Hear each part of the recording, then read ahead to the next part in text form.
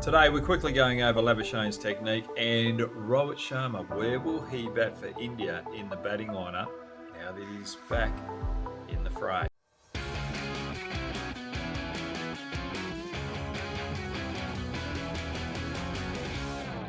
Australia have got a couple of headaches going into the second test match against India, and they need to rectify them very quickly. One of them is Labuschagne's form.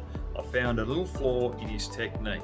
Now I've got some screenshots from him back in 2019 when he's facing Jofra Archer after replacing Steve Smith in the with the concussion rule.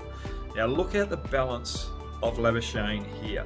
He is trying to get his weight forward. He's looking to get forward, but his posture is in a solid position and his back foot is pointing out towards point, if not just slightly forward of point. Now let's quickly go to the test match at Optus Stadium against India. Look at his balance.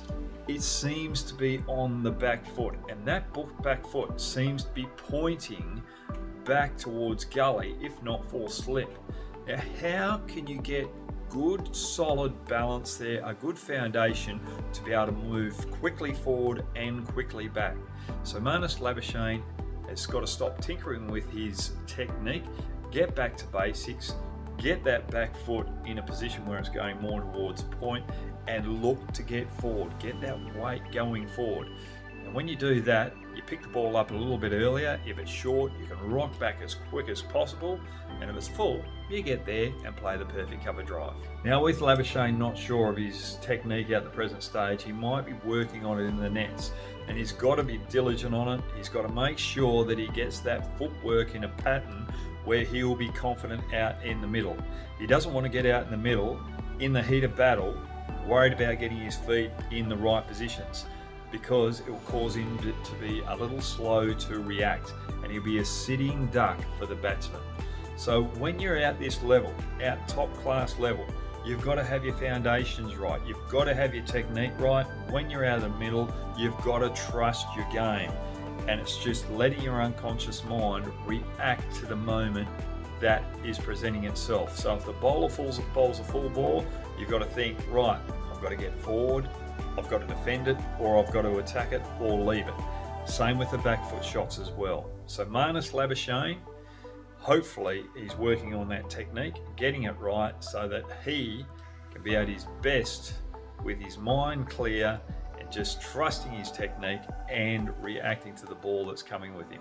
If he doesn't get that right, Australia are in a bit of trouble. Now the conundrum for India going into this test match, the only headache they've got at the present moment is, do they have Rohit Sharma bat down the order with Gill coming in at 3, or does Rahul go back down the lower order?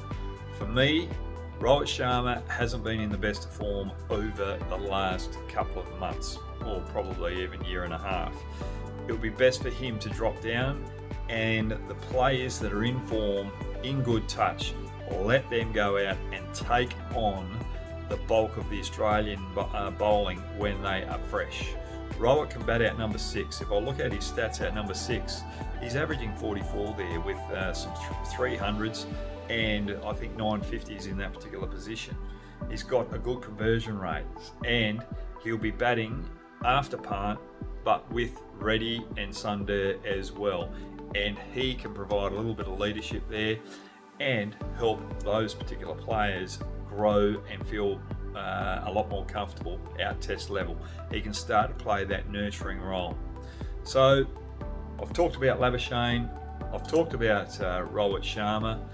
What are your thoughts to those particular issues for both teams going into this second test match? Because they are crucial with India having the ascendancy so early in the series and Australia having to fight back on their home turf.